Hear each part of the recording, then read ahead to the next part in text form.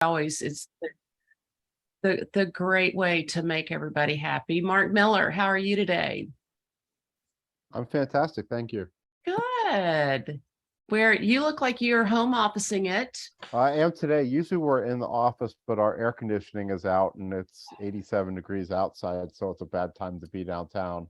Oh, So, that is not fun. yeah, my company is US Digital Partners. I'm one of the founders. I actually have known Darcy since well before that. So, we Oh, have really two things. Number one, we're a small business and this is important to us, but also we are a digital agency. And so a lot of our clients are in this realm. They're looking for suggestions on how to position or how to market DEI. So, that's really the motivation today, is more along that front. oh, I love it. I love it. And that's awesome to, yeah, if anybody else wants to chime in or hop in, chat and let us know kind of what you're thinking today. Because we absolutely, we're here to, these chats for all of us are very much about learning and sharing ideas. And so we get very excited when we have a speaker that we adore and trust to come teach us. And that is certainly the case with William today. So, all right, on that note, I think we'll dive right in because the first part of this is something most of you know, but we always try to just run through a little bit of why we do chats and who we are. And so for us, Darcy can't be here today. She had a conflict, but up until just literally minutes ago was trying to get on board and couldn't. So we'll go into kind of who we are and what to suggest, what we're going to run through today, Jane, with the next slide and our takeaways. So this is William Jackson, and he's somebody that I have a tremendous amount of respect for and is making a way into how companies can embrace DEI in a way that I love. He teaches that this is a safe space, that we're about relationships and learning with one another. And so his ability to help us shift perspective and take action are things that I have really bought into and am excited for us all to be able to share and talk about. So we're here, we'll be done at 3. A couple of just guidelines for us that we always talk about. You can type in chat on any questions that are there, but you also can feel free to interrupt. We don't watch so much for the little hand icon to be raised, just so you know. We're here to make it a conversation if you all would like to. So, feel free to just let him know you've got a question and you would like to engage with William on something. The man is brilliant about what he does and about helping people learn, and you're in for a huge treat. And so introduce yourself in chat. One of the big things that we love is for people, we love to meet one another. And so make sure you're putting in there who you are, or if you see somebody that you wanted to connect with, private message them and set up a lunch, because literally everybody on this would, talk about a great group to get together and have lunch or a meal with. Our purpose has been and will always be about helping people stretch and helping us be challenged to stretch. And our kind of main equation on this is that if you can align a healthy culture with a strategy, you're going to get there in a much faster, more successful way that allow your people to thrive along with your company to thrive. And then there's a ripple effect into the community. So I do the people strategy. Darcy does the company strategy. On here today with us are Nancy, our office manager, who many of you have talked to, kind of keeps the glue going. Jane, who does marketing, and many of you have talked to because she handles a lot of the communication around surveys and us learning. And then Riley is not here today. Riley handles a lot of our career work. And then Mandy is all behind the scenes, and she dives right in on all of the kind of look and feel of, like she did the graphics on this, and we love her. She's so gifted at what she does.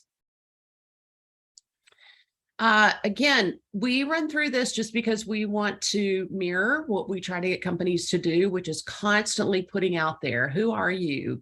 helping people be reminded by it, reminding yourself of it. And so our whole purpose is getting to the next level. Wherever you are, if you want to grow, then that's our purpose, is to help you figure out where you are and where you want to get to and what that looks like. Our values really come down to, we want it to be fun. We are at a stage in our careers where, we've learned a lot and we want to have a good time doing what we do. And we want to teach that and mirror that. Lifetime learners, Darcy and I are constantly sending articles and books and everything else. If you've hung around us, you probably are articled to death. But we feel like if we can get people engaged and empower them and delegate them to be able to grow, then that is valuing the individual. And then feedback isn't I'm trying to get you to do something. It's a gift that says, here, I think I can help you see a new perspective and do more. And so our big differentiators are all about combining strategy with the people implementation, because one without the other. I mean, I did implementation for years and or people development, and it's no fun when you don't have that hardcore strategy to back up against and really celebrate the accomplishment of it, and vice versa. Darcy always says that there's never been a strategy that she couldn't get through, and she's done hundreds and hundreds. But, we also want to be able to get in there and help people have that sense of success and winning and accomplishment. So Darcy always says we're going to reach 100 or reach 1 million stretch leaders. And then we joke and say that we have about 43 now. So you got to have a vision. And then our equation is that it takes being self-aware to be a healthy leader. And you've got to then be able to understand that people are different than you, and how do people work so that you can interact with them, which is a lot of our ongoing push around DEI. Is without diversity, equity, and inclusion, then we lose the opportunity to be successful in business and in life. And the numbers and statistics show that about the impact on business when DEI are enfolded into the way we are. So then we build on the great communication and the winning strategy. So I won't go through all of this slide, but it just, again, what we do is we try to mirror that we know who we serve and we know what we do. And so we're able to really jump in and say, here's our success model, because we either match with people or we don't, and we can't be all things to all people.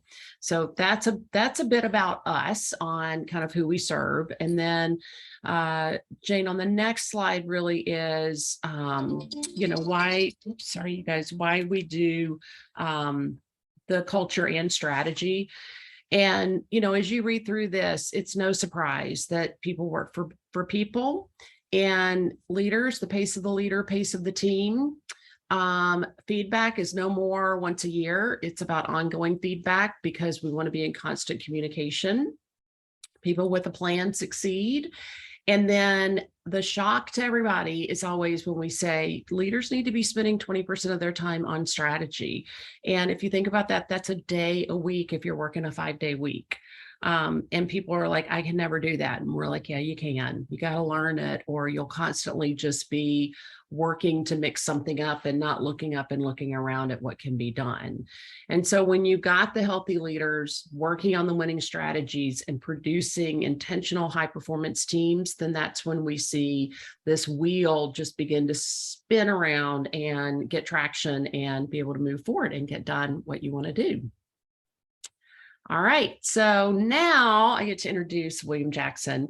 As I said earlier, I have a tremendous amount of respect for William and his approach to diversity. I have spent the last, 2.5 going on 3 years really diving deep into how can I be an active part of our world finally jumping into a new world where we are leaving the ignorance of some of our biases and prejudices behind, and we're able to build conversations and build relationships to move forward and value each person for what they bring through a lens and a perspective of we all are different. And some of us have had more opportunity just because of that difference than others have. And so I have a huge heartbeat for that. And William has been working in this space for over 15 years. He's worked with the big boys. and continues to be the front line of helping people in these larger companies move forward. And so I am constantly knocking at his door saying, come with us in the mid-market. We want to work with you. And so it is an honor to have him with us today. And not only him, but his mom's on board too, which I absolutely love. So welcome to both of you. And William, I'm turning it over to you. Thank you so much, Cindy. Thank you so much. I'm so excited to be here with all of you.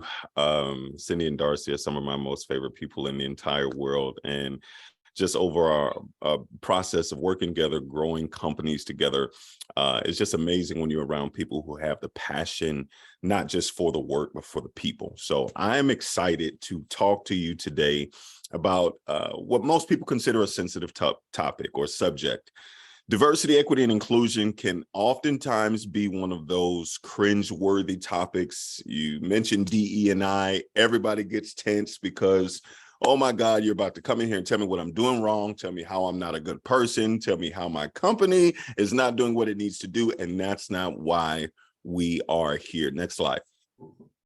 Our goal here is to, first, for you to understand that this is a safe space. I tell all my clients this when we start this work. Most diversity efforts fail because they begin and we don't have an ability to let down our guard. We are not here to box. We're here to build. And in order to build together, we have to first be able to meet people where we are. It doesn't matter where you are in this stage or in this work. I've worked with major companies who have framework, and I've developed framework and infrastructure around this space. And I've also worked with companies who are just getting started, who desire to get started, who know they need to get started, but don't know how. It doesn't matter where we are, right? It's about coming together and understanding that we are here to build together. So I'm excited. Let's get into it. Next slide. This is one of my most favorite diversity quotes because it is so accurate. Our ability to reach unity and diversity will be the beauty and the test of our civilization. Our ability to reach it, to get to that place where we are unified in our uniqueness. It's not trying to make you look like me or think like me. It's about maximizing how you were made, how you were created, how you are wired. And once we're able to do that, we can meet each other where we are, because I can go fast alone, but we go further together. All right, next slide. What's the point of today? First off, I'm very grateful for the fact that you are taking time out of your schedule, out of your day, that it lets me know that you're invested in the idea of making an equitable workforce, a place where your employees and team members desire to come to work. And so the point of today is to shift your perspective, activate your built-in relational wiring, and put a plan for diversity and inclusion into action. Action is the key word today. I'm going to show you how to effectively develop an action plan around DE&I. Next slide. Diversity and inclusion can never be achieved. This is the quote that I always use, on the basis of merit and quota. We won't be able to actually achieve DE&I if we're just trying to check a box. It can only be achieved on the basis of decency and humanity, getting back to the core of who we are as people. And once we get to that space, then we can really build an effective foundation of diversity, equity, and inclusion. Next slide. And can you just talk about merit and quota, what you mean by that? Give me a So absolutely, thank you. And if you have questions, jump in at any point in time. But a lot of times I see companies who say, okay, I need to do diversity from a standpoint of I need to have a certain quota of diverse candidates in order to meet this box, or in order to satisfy the metrics, or to make sure that I have this on the basis of, okay, if I need 3 African Americans, 2 Asians, 1 Indian, boom, we're just trying to fill these slots, right? And while that does actually put people in a place where the organization within itself is aligning with what needs to technically be done, it is always sensed among the employee in the workforce. So achieving true diversity, equity, and inclusion is more about the atmosphere, the energy, people feeling like it's a state of belonging. So I always say that checking the box, or I'm doing on the quota basis, or I'm just trying to make sure that I have a certain amount of diverse candidates in these slots, it doesn't allow you to achieve true, authentic diversity, equity, and inclusion. You may have people in the spaces, but even the people in the spaces, and I've gone to some major organizations, and the people who sit in those spaces, I've talked to executives and senior vice presidents who are diverse candidates, and they say, well, I know I'm just here because they needed a Black man in this role, you know, and it doesn't promote a sense of belonging to an organization or a sense of loyalty. You know, I've seen organizations just recently where some of the senior executive leadership are like, okay, this was good for me now I'm jumping ship because a better offer is presented to me. Why? Because I didn't really felt like I belong here anyway. And when we're trying to really develop like that loyalty, that tenure where people are, you know, are lifers, or I want to come here and build here, is because they feel like they belong here. And that's how we effectively really get to true diversity, equity, and inclusion. Did that answer the question? I don't want to move on. Thank you very much. Okay, awesome. So this is the state now, right? The state of diversity is lights, camera, action. Everything in this space is being highlighted. And I know some of you in your current roles are probably seeing like everything, it seems like it's a spotlight on everything I say, everything I do. We're in this cancel culture where I can't make a mistake here, because if I do, it's going to be it's all out war, and everybody is filming. Everybody has an idea. Everybody is now looking to get screen grabs or specific quotes or anything that they can find to prove why I am not doing what I need to do in this space. Everybody is lights, camera, action. I'm shining a spotlight on everything you do. I'm recording it. I'm making sure I'm keeping receipts and data. And it's hard for business owners in this space to effectively grow when you always feel like there's a microscope on every single word, every single rollout, every single initiative. And it's hard to get to the place of action because everybody is judging every part of your process, right? So I'm going to show you today about how to override that microscopic cancel culture, you're not doing it right, how we can get to effective action today. Okay, next slide. We can skip past this one too. Next one. Okay, so your initial approach will make or break your diversity efforts because inclusion is rooted in relationship. Listen to me. Presentation is everything. Your initial approach. This is why it's imperative for you to partner with companies and people who are actively in this space to do as much pre-work as possible. Is one of the dangers that I've seen in organizations is they say, I need to get into this space. Okay, let's jump out here without an effective plan, without structure, without framework, without doing the focus groups, without having listening tours. What are your people saying within the workforce? Or what are people saying generally? Why aren't diverse candidates applying here? What's the tone? How can we build as much as possible beforehand?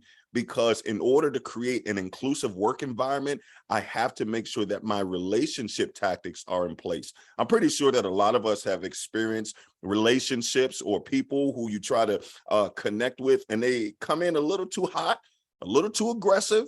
You know, if you met somebody and somebody where you're about to enter into a dating relationship, if they walked up to you and asked, could they smell your feet? You know, that probably would be an instant turnoff, right? Because the relational aspect has to be in place for there to be open dialogue and communication. Because if my initial approach is effective, I am de-walling my audience before we even get into the information. If I come in right, if I don't do the work to make sure that I'm doing as much pre-work as possible, my initial approach won't be perceived in the right manner.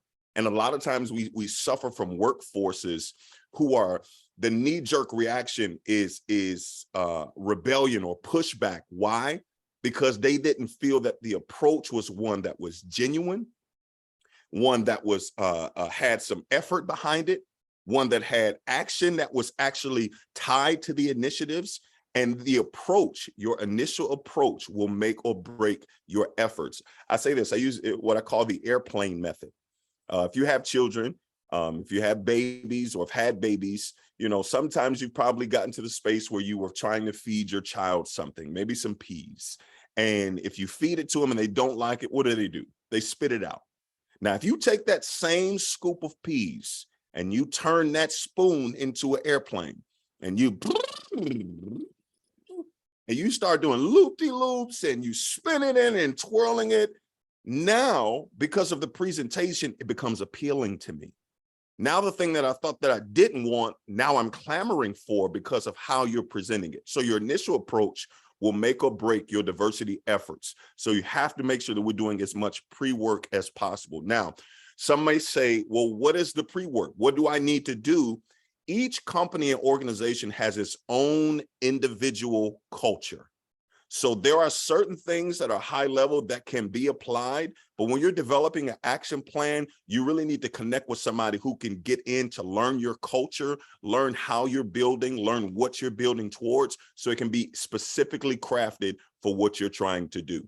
All right, next slide.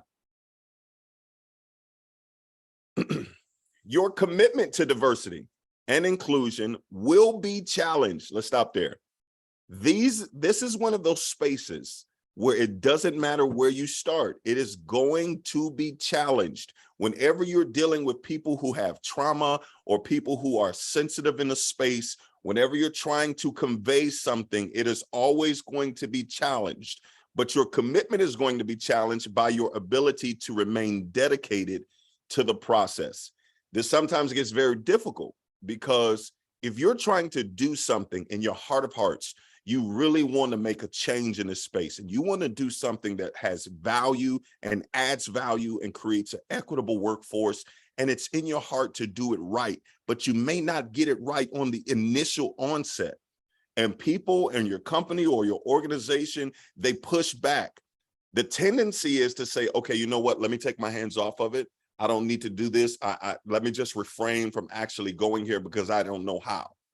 But if your commitment is always going to be challenged to remain dedicated to the process, okay, it's what I call the shooter's mentality. I'm a very avid sports fan. I love basketball. I've seen some of the greatest shooters, Steph Curry, come out and go 3, 4, 17 in a night. And he missed shot after shot after shot, but he kept shooting because he believed all I have to do is hit one.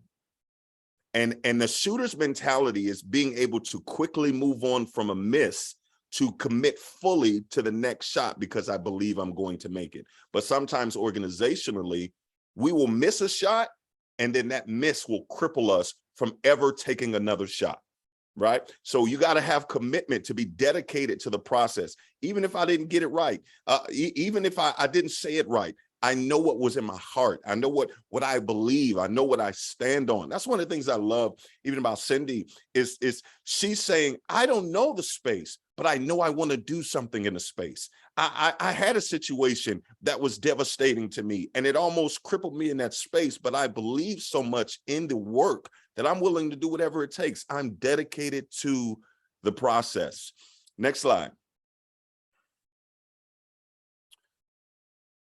This one is huge. This one is huge that I've seen in terms of organizations and leaders is teachability. Your teachability will unify your workforce. How? Because it creates an empathetic response to economic trauma. In this space, you have to understand first going into it that a lot of people in this space have been marginalized and they come in with scars, maybe from past experiences, from past work environments, or just culturally coming in with that economic trauma.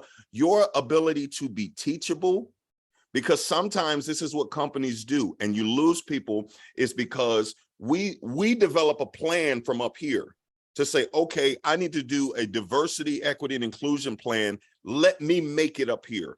I'm going to create it. I'm going to put it all together, and then I'm going to roll it out to the people who are down here. So I'm creating plans and infrastructure up here for people who are down here, And I didn't even stop to come and communicate with the people down here to see what they needed, to see what affects them, to see how can we be better as an organization. I am an advocate for listening tours, for, you know, that we talked about it, recharge, it's stay interviews, it's getting to the point to where we come down to meet people where they are and say, hey, I don't really know this space. I didn't grow up like this. I didn't experience certain things that you experience. I don't know the fights that you fight, but what I do know is I want to do something to make sure that you have everything you need to succeed within this organization. How do I do that? Hey, William, question for you. Sure. One of the consistent messages I've heard, listening to different people talk about this and like Sure. getting started, is hey, you really got to get you got to get leadership buy-in. You know, you're going to have a really tough time getting where you want to get to if you don't have, you know, the buy-in from the leaders in the organization. Yeah. And what I'm wondering, your experience is, how have you got, you know, in my mind, you'd need to present the leadership with a big picture Sure. vision of here's what we're proposing to do to impact the organization in a positive way. But it's difficult for me to visualize how to come to that to that vision without first going and talking to the team about it. But if you talk to the team about it, you know, and you haven't gotten the buy-in of the leadership, you know, you may not, you know, to me, that it's hard for me to figure out how I'm going to get to talk to the team about it and not have the horse be out of the barn. And then the considerations around the first impression, which I really appreciated. So I think I'm talking in like a bunch of sentence fragments. So hopefully I'm making sense. Okay, cool. Yeah. So what I encourage also in this space is there's a way to do the work on the ground level without it ruffling the feathers of everybody up, you know? So like I encourage like doing just surveys throughout your organization, like questions that don't say that you're specifically doing something in this space, but the questions are sort of referencing your sense of belonging. Do you feel like you belong here at our organization? How do you feel about coming to work? Do you feel like this is a space where you can grow or thrive? So you're asking certain qualifying questions that aren't saying, hey, we're about to do a DEI rollout and I want to know how you feel.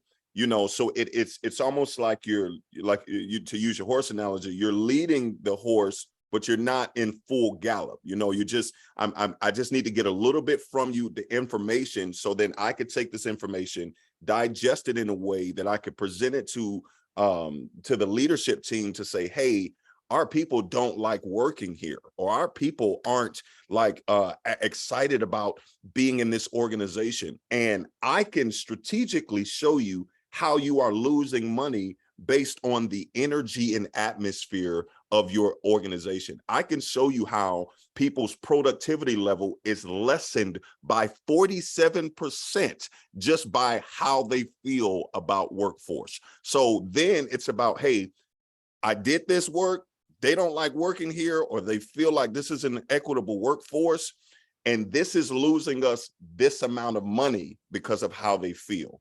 Because you always got to get, a lot of times, you know, the buy-in with leadership is how is it affecting us? Are people doing the job? Okay, well, fine, they'll do the job.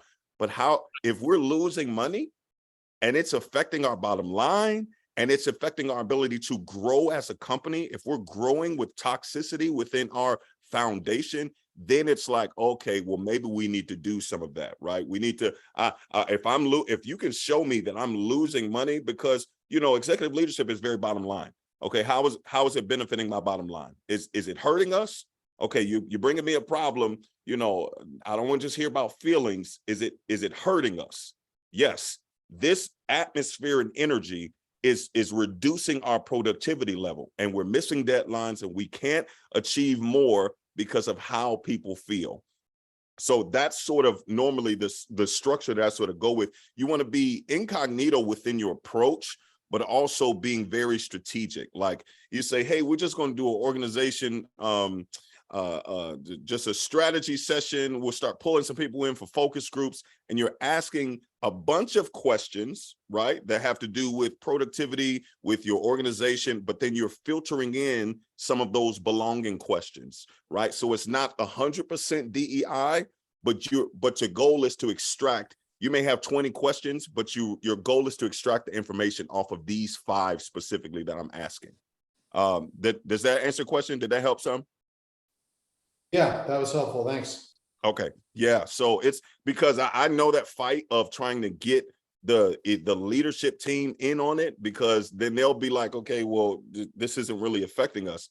Well, I can show you how it's affecting us. I can show you specifically based on the data how this is literally hurting our ability to succeed. So those are some of the things that I've implemented and used, and I hope that sort of helps some too as well. Next slide. Investment. This is where we talk about the executive leadership and getting a leadership buy-in. The investment in diversity and inclusion will be the catalyst for organizational stability, right? This is one of the things that I tell all of my executive leadership team. If you invest in this place, you will stabilize your organization for future growth. Because if your people are feeling fragmented emotionally, mentally, if they don't like coming to work, if they are growing with a toxic nature, it has a crack in your foundation. And this is how we see to where companies build to where they're making 200, 300, 400 million dollars in revenue. And then one instance, it all comes crashing down because we're building on a unstable, infallible, cracked foundation to where now we're trying to establish a huge company on a cracked foundation. Whenever we're building houses, that's one of the first thing everybody looks at is the foundation. Will you go in, Cindy, when you were checking out the house, what's the foundation of the house look like? Because it doesn't matter what I build up top. I need to get this stability, this foundation together. And the investment in that, when you're doing certain things, I always tell people, like, some of the things that work is employee resource groups. It doesn't cost you anything to create an ERG.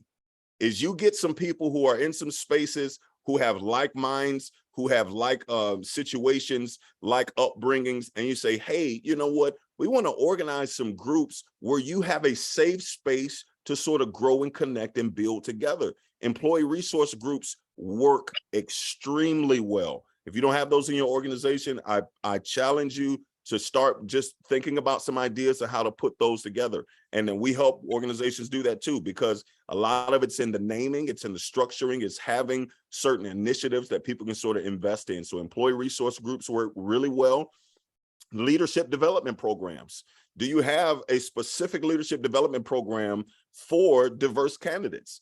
Because the truth is, diverse candidates coming into an organization are somewhat at a disadvantage because they have to be 2 to 3 times better than their counterparts to get the nod or get noticed for the same opportunities, right? And a lot of it is people do business with people they like and people they know.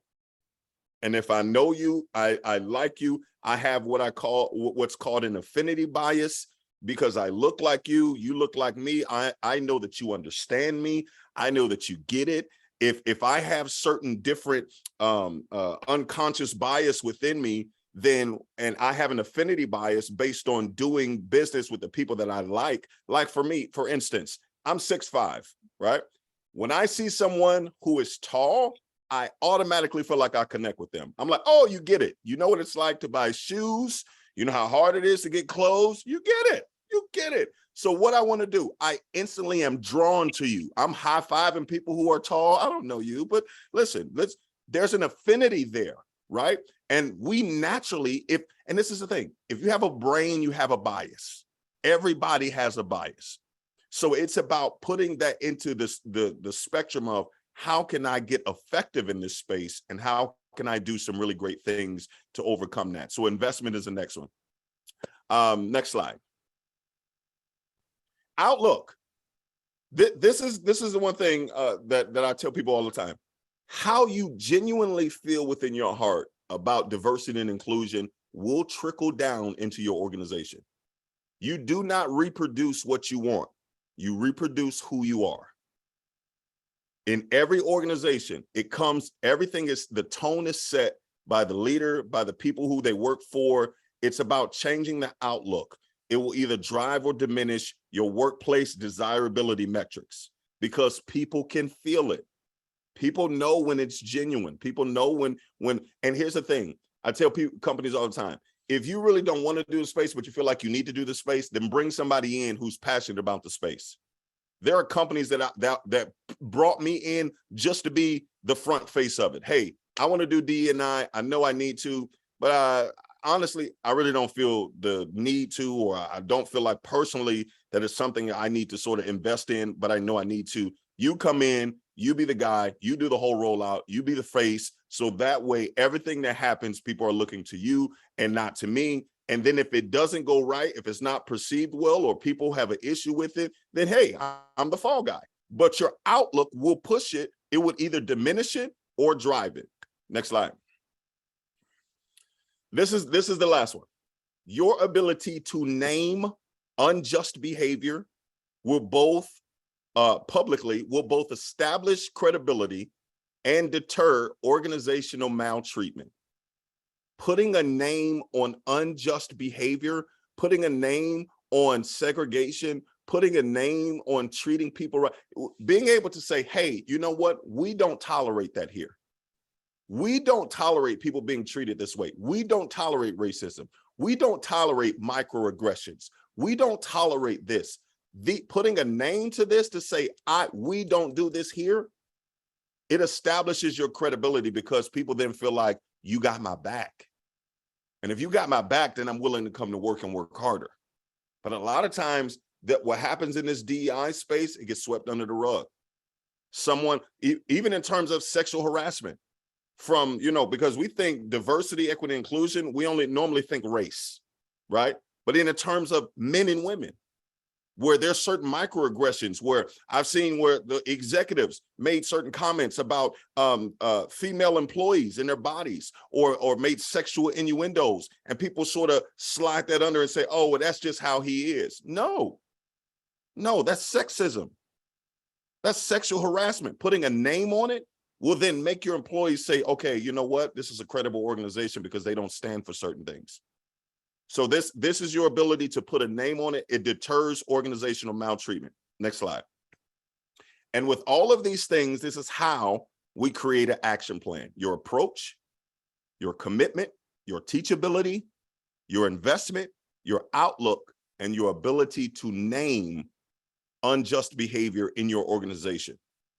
All of these things, we come into organizations and we craft specific plans for each organization on how to make sure that your approach, because you can't approach, I can approach my team members with the same approach that Cindy approaches her team members, because we have two totally different teams.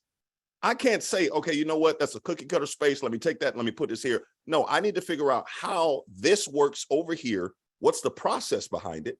And then how I can take that and develop it so that I can now use the same fundamental process, but I develop it specifically for my team, right? Next slide. So this is the part here where we're gonna open up for Q&A. I'm very grateful for the opportunity to be able to share with you all. I don't take these opportunities for granted. This is something that I believe in and I'm passionate about. I am for people in general. It doesn't matter who, race, demographic, gender, I am for people.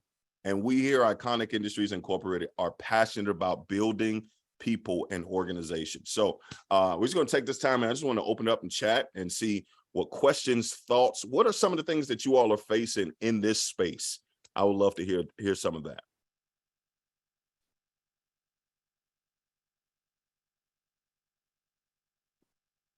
Hi, I'll go. So I'm an HR manager at a CPA firm. Okay. And CPAs are becoming very difficult to hire. Sure.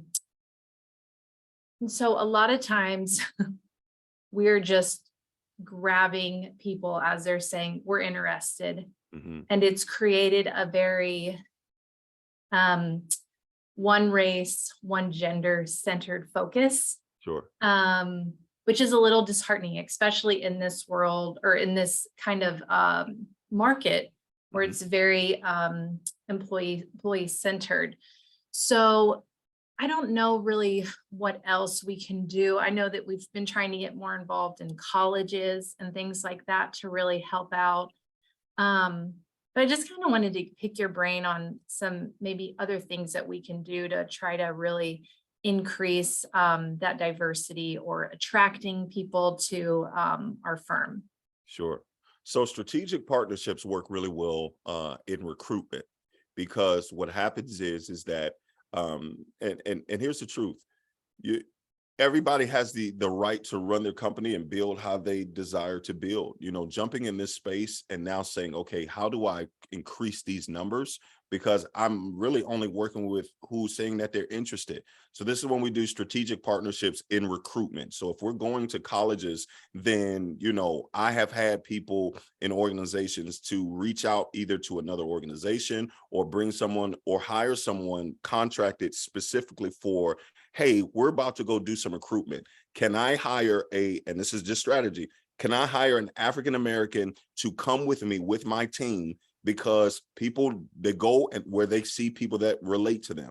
Hey, Mhm. can you come with us? I've done this with city governments. Can you come with us and stand with us while we're doing this? Because if my whole team is, Mhm. Caucasian men, it may be a deterrent. Right. So if you come and just even if I'm bringing someone that is not even going to speak, right, just come, just stand here as a presence. You be with us, and then people automatically. So one of the things I did, when I worked with Microsoft is they closed all of the stores, and they were trying to relocate team members and say, okay, cool. You want to strategically start relocating people based on, don't just bring a whole hub of, not on both sides, not just a whole hub of Caucasian men, not just a whole hub of African-American men. You have to strategically split it up so that people will start coming to you, because it's a deterrent. It's initial deterrent. We live vicariously first through our eyes. So if I look over and I see somebody that looks like me, I'm more inclined. And there's data. It's literally like in college fairs, when we do career fairs with different companies, people having someone that represents different cultures and ethnicities, just standing at the table fosters their diverse interest, by leaps and bounds. Because if I can look over and see somebody that looks like me, I'm more inclined to come over there. So strategic partnerships in recruitment, if you're doing certain things, one of the things that another portion of our company do is we create promotional videos for companies. And when you're creating promotional videos, making sure you're having representation, when you get different people of ethnicity, it's all about external representation at that point, right? So in your recruitment efforts, I would suggest that having someone that just comes in and you can get creative with it, and it's just say, hey, I just need you to come stand with me, because that in itself automatically fosters stronger recruitment. That's great. Thank you so much for that. That's really great feedback. Absolutely. Thank you for asking. Anybody else? What are some of the things that we're facing? What are some of the difficulties? How are we growing? What are some of the things that you guys are running into?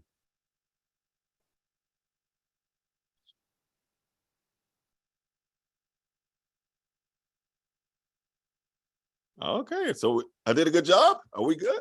You did a Makes me good feel job. good when I but don't have too many questions. I'll know, be you're- honest about I know, something. I was gonna say, give them a minute. They're Okay. coming. Gotcha. I don't even know where to begin with this one, William, and would rather tailor this between you and I, actually. But so Absolutely, we can. I do talent acquisition for a company. Mhm. It's civil engineering, it's architectural, we need degrees in those, right? So I love what you said about shifting perspective, right? So if I see a foreign name on a resume. I mean, yes, I need to make sure they're authorized to work in the US, but I want to look and make sure the resume has if they have 90%, I'm going to go ahead and interview them, right? Yeah. So Yeah. I'm going to understand that they may have come from a different country or something, right? So I like that. And I did this with a candidate. And I explained during the process, here's the requirements. Mhm. And she didn't meet a couple of the requirements.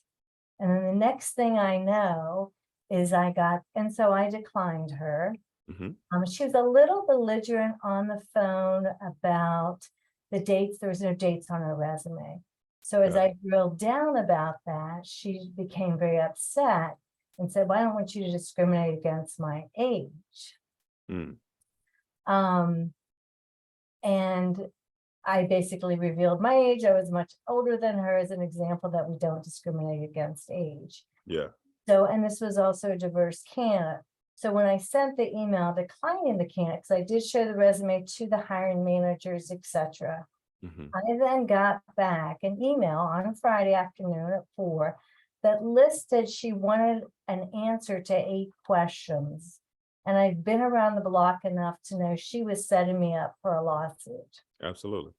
So, so how do I then recondition my brain? That's happened twice in the last 2 weeks. Mhm. Yeah. So here's the truth too as well, is that I always tell people you don't have to be a pushover or a doormat because people want to cry discrimination, right? You stand on your foundational beliefs. We've done with a couple of organizations where we go back and look at their initial bylaws of how, what's in the language, in terms of how we decline employees, or or what is strategically placed in our foundational infrastructure. So that way it gives you something to stand on when you say, okay, I decline this person, because in our bylaws, it says if you don't meet 1, 2, 3, 4, and 5, it is an automatic bar.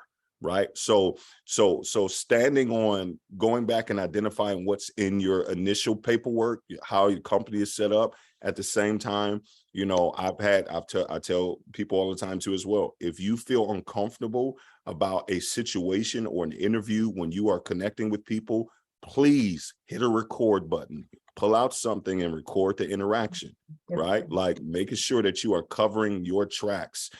Even if you get into the space where, just to be safe, I've told people this, just to be safe. If you're interviewing somebody and they have a different name and, you can tell that it's a different ethnicity, just record it just to be safe. You can discard it at the end, but just to make sure that, one, you're keeping yourself accountable, but you're also covering your tracks, because people are very overly sensitive in this space, and people can be very much dogmatic and wrong.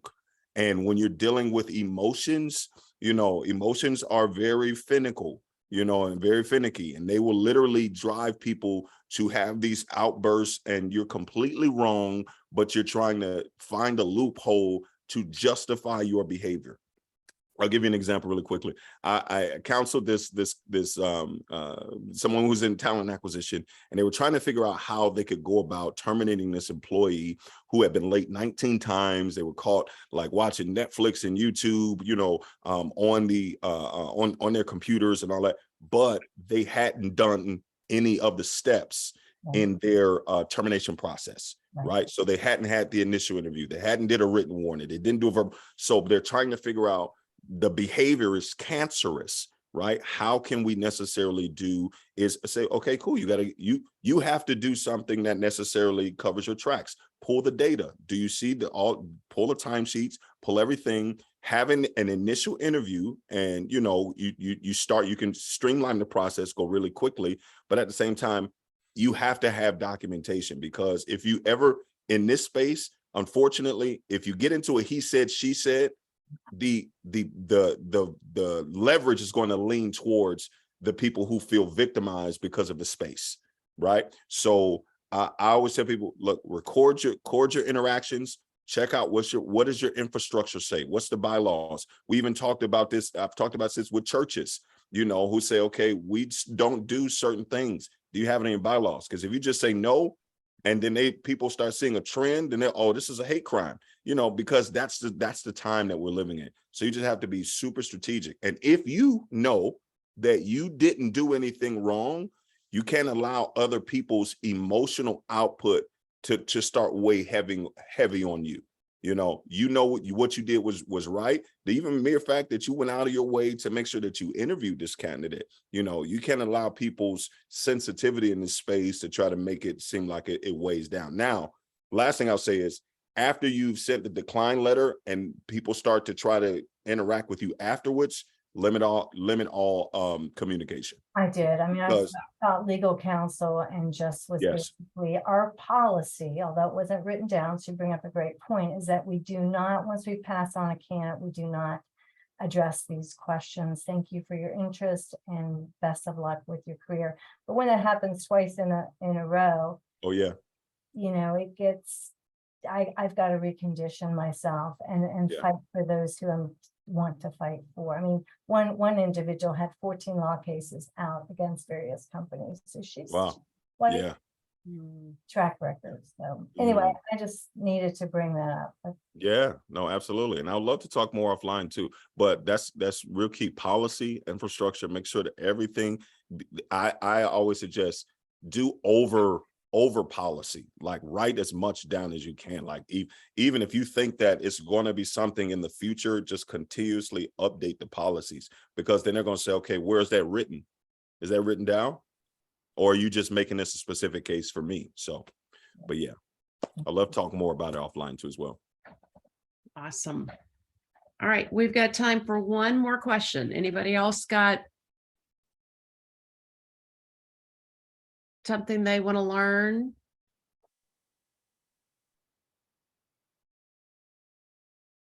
All right, well, I always do. So I can call you and ask you, but one of the things that I think continues to limit conversation is that eternal fear of putting foot in mouth. And I know that you talked about that early on, that the heart and the intention is really going to come across, and the airplane peas. I love that. So feedback for people when they are, I know it's all situational, but in general, when people are trying to learn, how do they ask questions in a safe way? How do they set that up to where it's not being offensive, but it's learning? Yeah. So my suggestion is always to start off with what you just said. Is Okay. Before I even get to the question, I start the interaction by saying, hey guys, I don't know this space. I might say something incorrectly, or it may not come out the right way, but let me first give you my heart and my intention behind what's about to take place here, right? So I'm de-walling my audience by first coming off saying that, hey, I'm not saying that I'm an expert in this space. I don't know, but I want to try, and when that comes across, like, people feel that genuine nature behind it, like in our conversation, Cindy, when you're like, listen, I don't know it, but I want to, and I may just, for me, that automatically makes me say, see, this is somebody I can believe in, because we are we are, as humans, we are flawed, right? So if I get well in actually putting out my flaw first, of saying, hey, I don't know the space. I'm telling you right now, this is unfamiliar for me.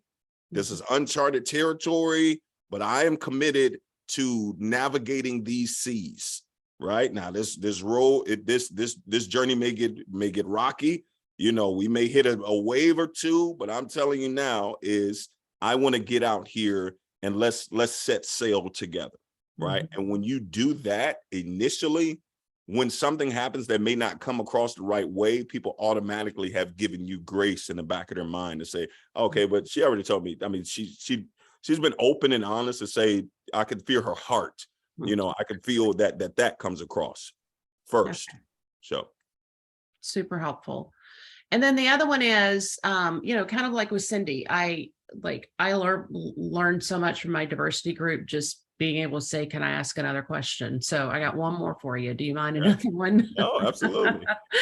I was at an event recently for a friend's children who it's a interracial marriage that was an engagement party.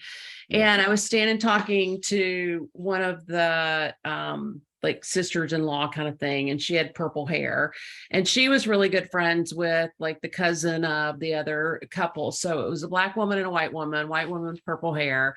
And I just said, you know, oh my gosh, I love your purple hair. How hard was that to get your hair to take the color? And we were talking about it. And I just, without thinking, turned and said to the other woman, would your hair hold that color?